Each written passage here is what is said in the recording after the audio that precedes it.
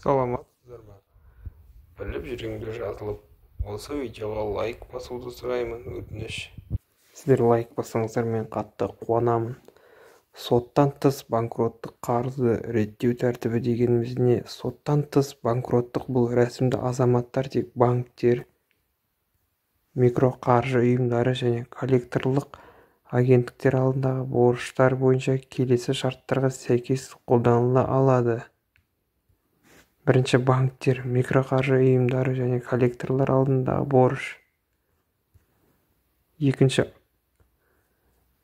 яғни 1600 АЭК-тан аспайды. 2023 жылы бір АЭК 5520. 2023 жылы ол 1600 АЭК, ол 5520 мың теңге.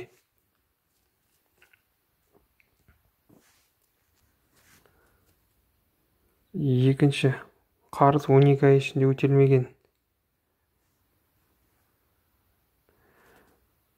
Үшінші, мүлік жоқ. Мүлік болмау керек. Төртінші, қарыздар бойынша банкпен реттеу рәсімі жүргізілген.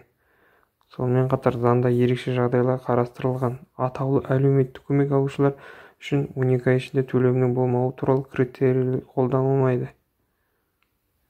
Берешегі 5 жылдан артық өтелмейтін азаматтар үшін олар бойынша мүліктің бар жоғын тексеру және берешек сомасы бойынша шектеулер белгіленбейді. Біліп жүріңдер жазылыңыз, осы видеоға лайк басуды сұраймын.